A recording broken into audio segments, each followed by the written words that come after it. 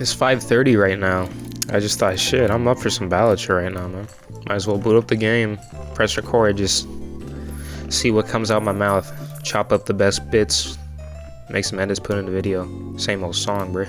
I'm prepping to go to college, so I gotta get everything sorted out. Thought a good place to start would be the electronics. Went to the Apple store, big fat fucking spending spree, bro. But I rarely splurge out like that. I don't buy anything, bro. So I didn't feel too guilty, you know, but I'm not gonna lie, it was there. I looked at the receipt and I was like, yeah, but I mean, shit, you gotta do it, bro. I got the bright idea of getting an iPad instead of a bunch of notebooks for my different classes. iPad, you know, don't got a lot of weight to it. You could take it around with you every which way. You could put a lot of stuff on there, you know? Take all sorts of notes. You could load images onto your notes. Can't do that with a notebook, can you? I don't mean to toot my own horn too much, but I thought it was a pretty good idea. So I got me an iPad. And what I've been doing is I've been doing digital art, bro. And it's a whole other universe, bro. But at the same time, it's kind of the same shit. But not really, though. I'm not gonna lie to you, though. I haven't drawn in a minute. It's been like years. I really don't know what I'm doing anymore. Like, last time I ever drew anything was when I was like 15, 16. Maybe really early 17, but probably not. I think it's more 14, 15 area. I wasn't amazing. I wasn't even that good. I'd say I was like a high 5 out of 10, low-key. Because I used a lot of reference. I couldn't Kim Jong-gi that shit. I had to look up images online. Damn. That's the first time I ever pulled one of those, bro. Feels nice. Must be an absurdly low chance because I never see that ever. Never see them black holes, bro. But I want to practice not using reference as much and just whipping up my own shit, you know?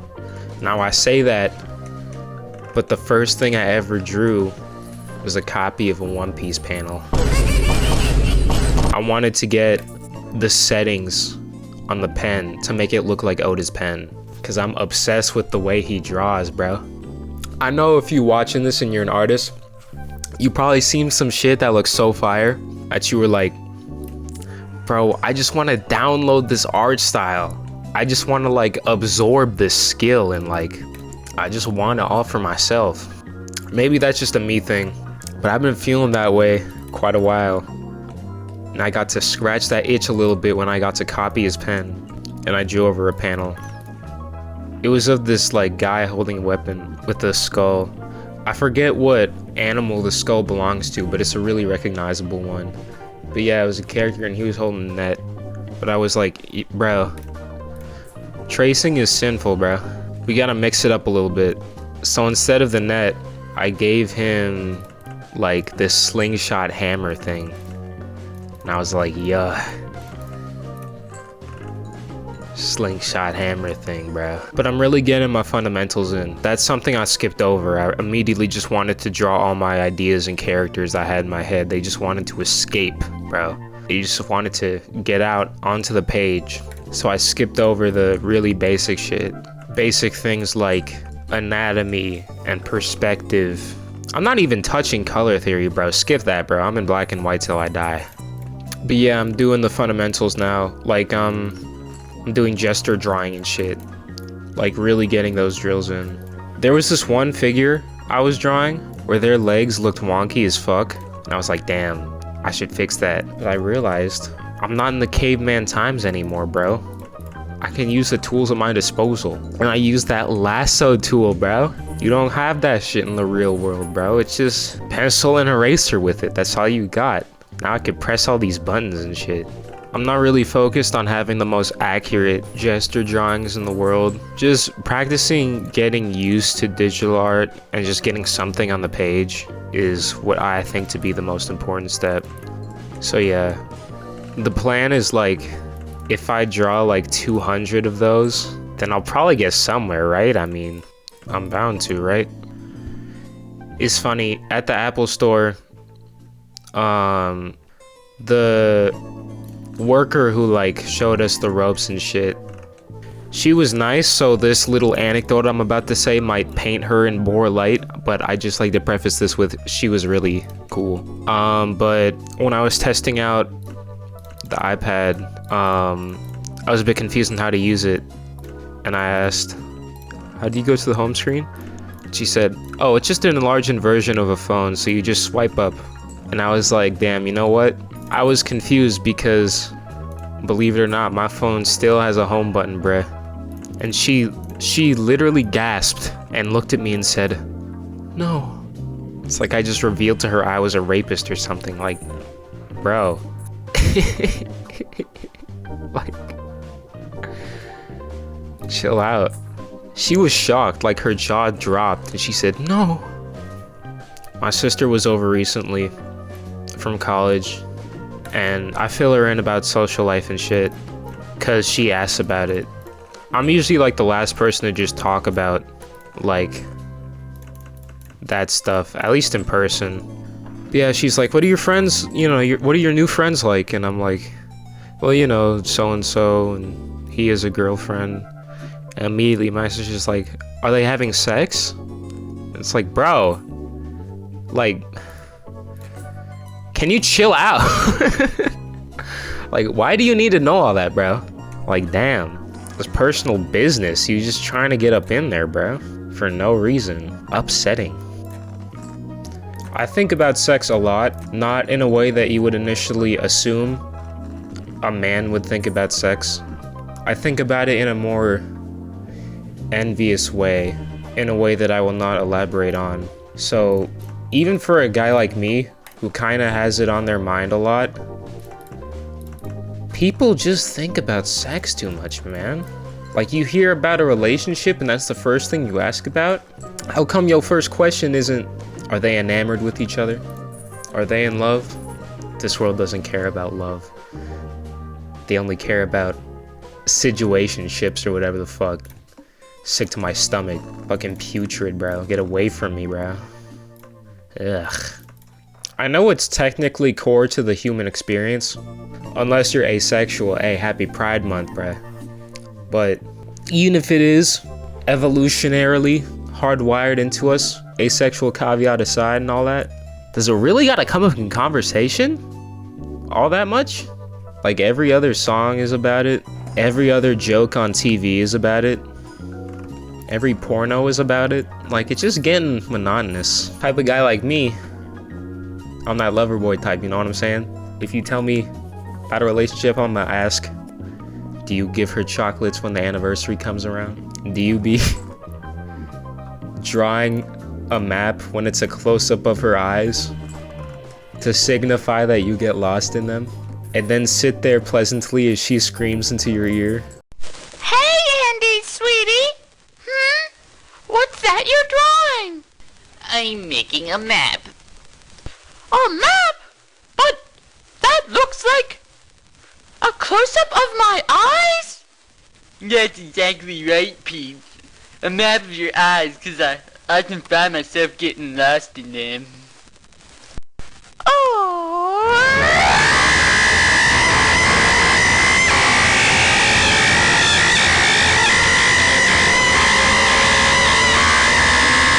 I don't know if you could tell from the way that I speak, but I do try to add a little bit of sauce in there. In my language. Yeah.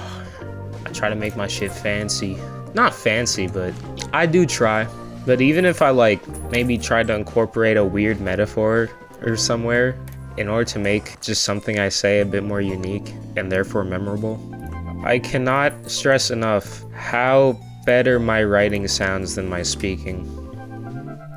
Like, it's actually annoying. I guess it shouldn't be that surprising, considering when writing stuff you get to look over your shit and edit it, but I feel like with me specifically, there's such a monstrous gap.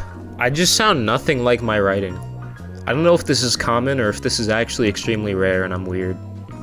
I have this weird fucking condition that makes it so whenever I'm in heat, that sounds wrong. We're gonna start that over. I have this weird condition where whenever I'm in a hot area, I get extremely itchy. doctors have labeled this as heat rash, and it's so bad to the point where I'm actually advised to not drive because the heat rash could just randomly pop. Even with the air conditioning on blast, it could just still kind of go off, and then suddenly I'm playing Twister with myself as the mat, and then I fucking crash into someone and it's over, bro. So yeah, even though I have a driver's license and everything, and I fucking went out of the way in order to get it early so I could go to school on my own and shit, I wasn't able to drive anyway. So when we're out of food, I can't go to the store. And I'm gonna be honest, man. I say with this knowing that it's my fault and I'm the problem, but I'm still gonna say it. I just don't got it in me to just go to my parents and be like, yo, go to the store, bro, now. That's just too, like, disrespectful, you feel me? Like, I don't know, just something about that don't sit right in my stomach. So sometimes we're just out of food, and when we're out of food, we're out of food, you know what I'm saying? Now, it's not like there's absolutely jack shit nothing in the fucking cabinets, but when I mean there's nothing to eat, I mean there's a monotony of a single item of something that I already ate that day. And I don't know about you, but I'm pretty sure it's like societal law to not eat the same meal twice in the same day. And also, when I mean there's nothing to eat, that usually means there's nothing vegan to eat. So I just kind of get fucked and deal with it. But worst came to worst today. Ain't shit was in the fridge. And I was like, you know what? I have an idea. I looked back in there, found a pack of ramen. Now, mind you, ramen is my least favorite food. I fucking hate ramen. It's so bad.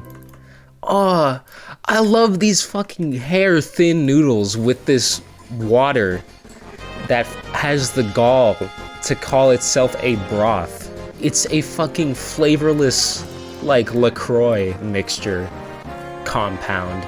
And yeah, you know what? Maybe I'm just eating the cheap ramen that costs $0.25 at the store. Let me go to a ramen place so I can get the exact same shit, except there's like miscellaneous vegetables, a slice of a boiled egg, and like 2 slabs of chicken.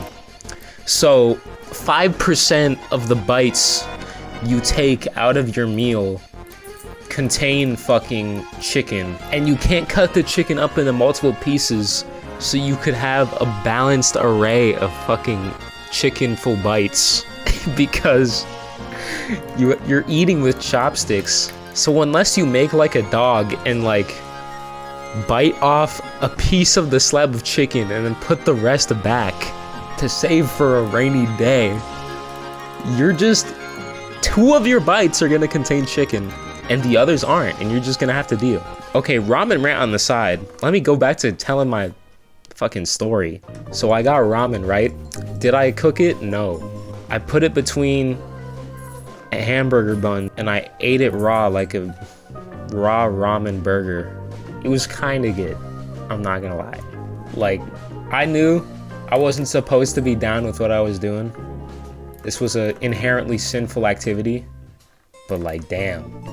It had that crunch, it had that munch, it like kind of resembled a meal. It had an aftertaste and everything, bro. And like, low-key, you gotta consider the price to quality ratio. That shit was probably, everything combined, probably $1.25. In this economy, probably $1.50 now I'm thinking about it. So it's like a 10 out of 10 price. And it's like a 6 out of 10 taste. So overall, that's like a 7 out of 10 meal. You know what I'm saying? Or you could go to fucking Red Lobster and have the most tasteless meat ever with butter on it and pay fucking triple-digit dollars for some bullshit that just tastes like butter. Like, no thank you, bro. And I know I literally just said it's kind of societal law to not eat the same thing twice in the same day, but I made that raw ramen burger again, but I put mayo in it and pickles. That shit hit, bro. I'm gonna keep it 100 with you. It felt sinful, but It felt so wrong, but it tasted so right, you know what I'm saying? Hey bro, we gotta keep that positive, don't knock it till you try it energy around these parts, bro. The ramen brand I got, I don't remember it, but it was like the raw thing of ramen came in a disc. So it was perfect. It was literally a burger. It was a raw ramen burger. I ate the second one while reading Homestuck, and I was playing the song World Star Money by Joji, and it was kind of depressing. Homestuck wasn't depressing, Homestuck was fire as usual. But for 5 minutes or so, I was just staring at my Spotify playing World Star Money, and I was just munching on my raw ramen burger, and I was just like, it's fucking Saturday night. Other kids my age are living it up, bro. Probably getting crazy dome. I'm just a domeless wench on my computer, reading a webcomic everyone already finished back in 2016. Kind of a tragedy in its own rights. You know what I'm saying, bro? I was wondering if I should, like, have a kid. It's a pretty big decision. You know, I'm still young. I don't gotta figure it out right now. But, like, I don't know, bro. What's the play? I don't want to be responsible for birthing someone into the world because of ethics reasons that I kind of won't get into because it's pretty controversial. I'm bound to express some controversial thoughts in one of these videos, naturally, just because I think strangely. And I just want to make it clear that every time I say something kind of out of pocket, I don't say it expecting you to agree or anything. But like, all the thoughts of me having a child stem from me indulging in stories that feature a father and child relationship, like The Last of Us or One Piece with Kuma's backstory. I'm still not over that, by the way. I think that's the best backstory in the entire series, and therefore the best backstory of all time.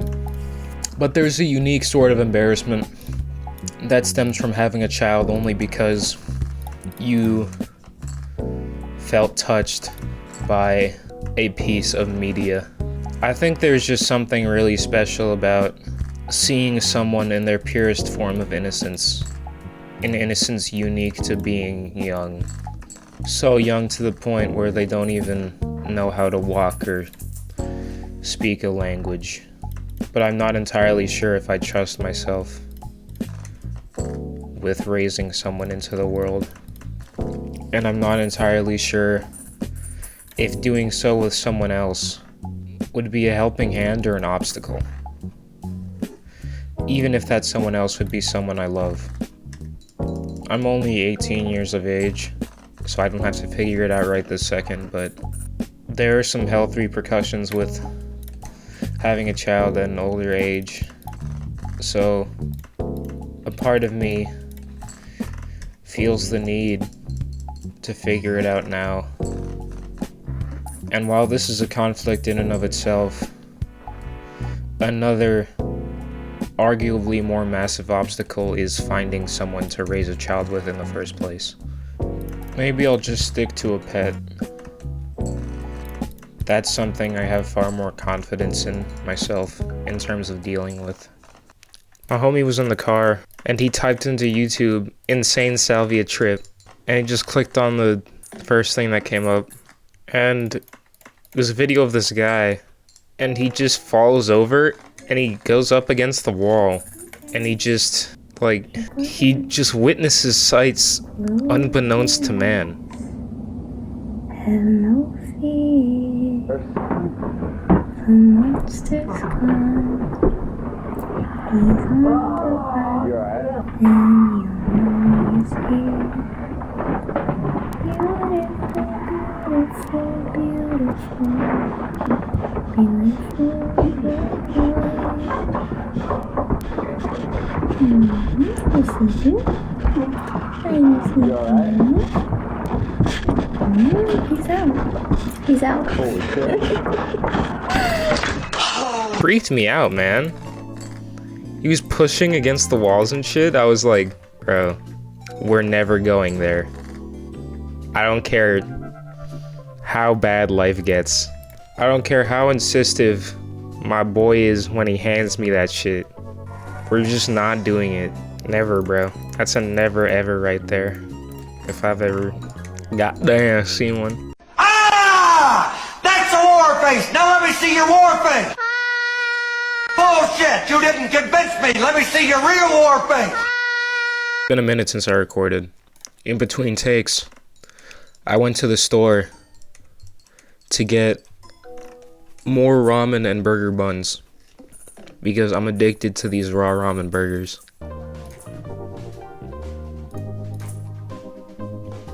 Bro, what?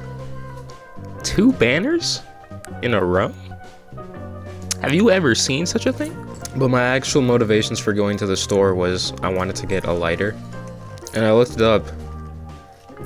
And it said Staples sold lighters, so I went to Staples first. I asked one of the guys. They were like, no, bro, we don't got no lighters. So I went to Ralph's. And I asked the cashier, and he was like, yeah. And he turned around to, like, go to this fucking cage in which they secure all the shit you can't get unless you're a certain age. And he was like, oh yeah, are you over 18? I was like, yes. I don't know why I was nervous, because I literally am over 18. But on the way home, there was this guy in front of me who was going like 10 below speed limit, and he had his right blinker on in a left turning lane. I didn't even pass him, bro. I was like, you know what? Sometimes we just gotta take shit slowly. Sometimes we gotta stop fucking worrying all the time, bro. I could see through his like trunk window. He had a lot of shit in his car. You know those fucking freaks of nature that just put literally everything they own in their car? They got those big ass trucks that take like 18 gajillion gallons of gas. But yeah, I haven't recorded in a minute because I've just been reading Homestuck. There is this fucking page in Homestuck that, like, the way it's formatted is that it has these little commands, like these green text commands in order to make the characters do shit, that are links that you click on to go to the next panel. And one of the panels had 2 commands, and one of the commands was like 6 question marks. And if you click it, it takes you, this was like, oh my word. Holy shit.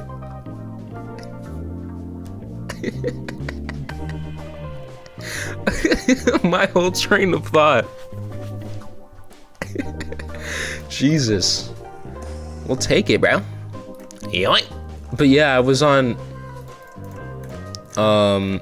like panel 2000 out of 8,000. There's this panel called question mark, question mark, question mark. And it takes you to panel 7,000 and it's like insert password. It's like, what? Insert password, bro? Like, what do you mean? There's this one page in Homestuck 2 that just came out of nowhere. It was a full ass like video game. And they've done that before, where they've had like little flash games for you to play, like where you could just walk around the house and shit and interact with stuff. But this one was like a full like Earthbound fan game where you could like walk around and you could be other characters and talk to other characters, and each of the characters had their own dialogue, unique dialogue. Like if you were character A and you talked to character B, that would be its unique conversation. But if you became character B and talked to character A, that would also be another unique conversation. And it was so cool. You could like go around the alien base, the meteor, and bro, each character had the little like pixel art portrait, and there were like unique expressions and shit. It was so good. My jaw was literally agape the entire time. I was just in shock at how peak such a thing could be. It was insane. They finally introduced the little gray guys in Homestuck. And I've been seeing fan art of those fuckers since Obama was still president. Like, I was anticipating those characters for so long, bro. Like, you know when you have seen like a piece of media on the internet and you see a character you kind of like, and then you start watching the piece of media and you're just kind of waiting until the character shows up. And this would happen with One Piece all the time because it's so fucking long. But you'd finally get to the character and you'd be like, let's fucking go. It just, bro, it'd be so perfect. Like the payoff. Like the first time I saw one of those gray guys, I was like, holy shit. Okay, nobody panic. I popped off, bro. Bro, give me a spade, bro. Are you fucking serious, bro? We're dead. Yeah! Bro, in Homestuck, after they introduced the trolls for a good while, and they started showing you that troll romance, I was like, holy shit. Focus up, bro. The world building is getting serious. I was enthralled, bro. I was dialed the fuck in. When I pulled out the 4 quadrants, bro, like we got the diagrams and shit, I was like, bro, this that shit I like. When it explained the troll romance shit, I was like, no wonder Tumblr fucking loves this comic. There's a bunch of, like, there's a bunch of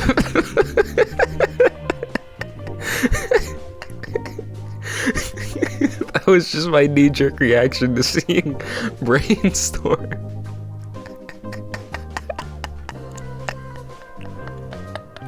I just coughed like a baby for some reason. Again, my whole train of thought is out of the window.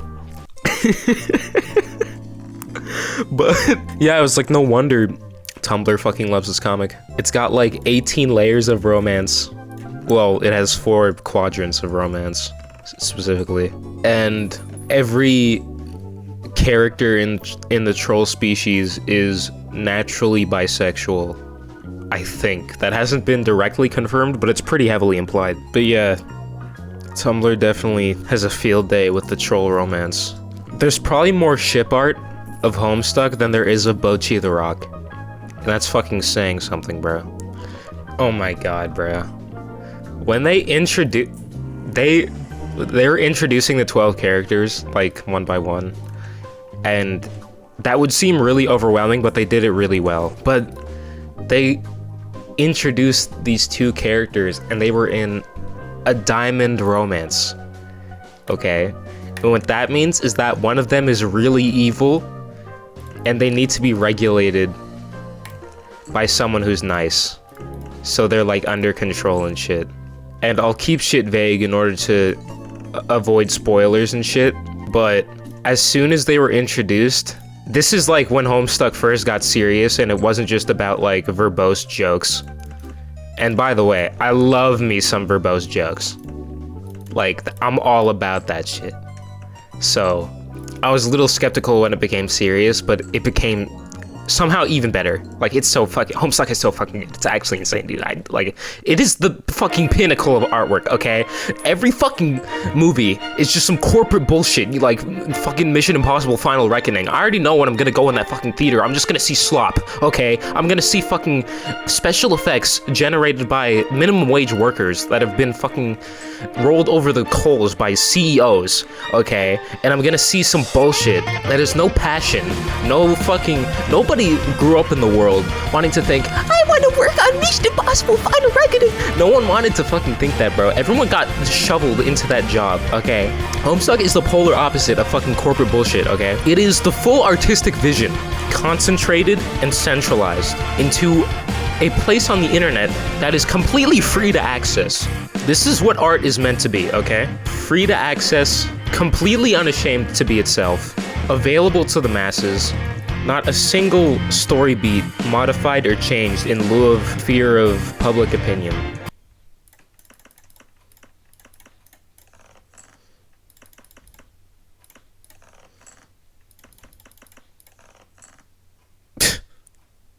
No fucking diamonds with all those discards. I hate when that happens, bro. Still no diamonds. Are we gonna die with fucking Brainstorm? Rip. Rip. That's a shame, bro.